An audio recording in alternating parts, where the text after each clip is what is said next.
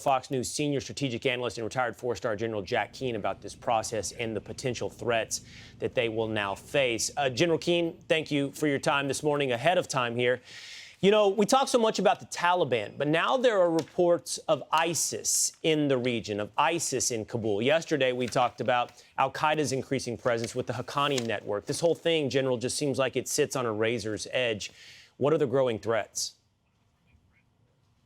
Well, first of all, let me just say, I mean, the United States national honor is on the line here, and the whole world is watching. And what we're talking about is getting all of our Americans out and all of our Afghan partners out. And it's certainly a mistake to still have a date certain of 31 August.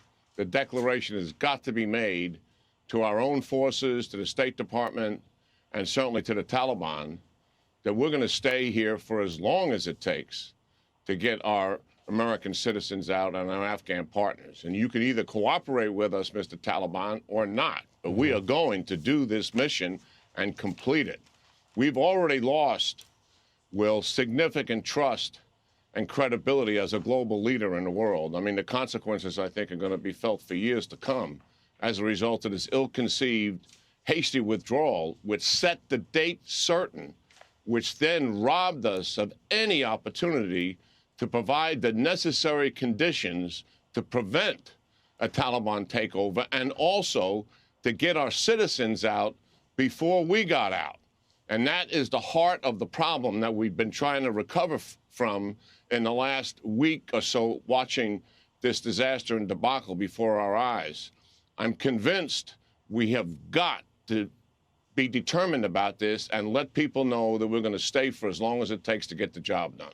And, General, that message that we'll stay as long as it takes would be one that, I guess, would draw a line in the sand, project some strength, project some expectations for the United States of America. But then there's also this feeling, General, that we're under our own time crunch because, as I mentioned, the threats are growing. ISIS, al-Qaeda, and of course, the Taliban. So in the short term, there's the security threat that puts us under the gun, right? Yeah, no doubt about it. What's happening here with ISIS, the estimates before the takeover were somewhere in the neighborhood of 2,000 ISIS fighters.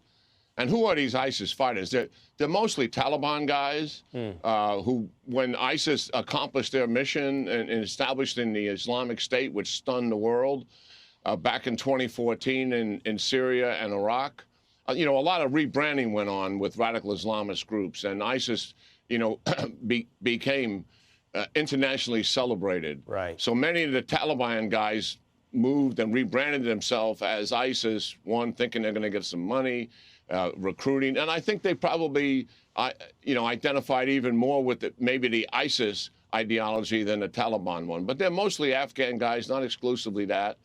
But here's what happened. When the Taliban let everybody out of the jails, they let their own fighters, I'm talking about the detention centers where the terrorists were, right. Certainly there were jailhouses where criminals were as well. They let the Taliban guys out, but they let ISIS and al-Qaeda out. So there's hundreds of ISIS guys that are now back in the ranks. And given the fact that the military and the State Department is reacting like this, that means they have credible intelligence of a potential suicide attack, certainly at that airport. And that's the reason for this reaction. I do believe that we got to go outside and go get the people and bring them to the airplanes if that's necessary. We certainly have the capability to do that. We just have to find the will to do it. That seems to be in short supply right now, General Keane, at least as a political calculation, if not obviously as a military calculation, as a political calculation. Will is in short supply right now, it appears. General Keane, thank you for getting up with us this morning and sharing your insight.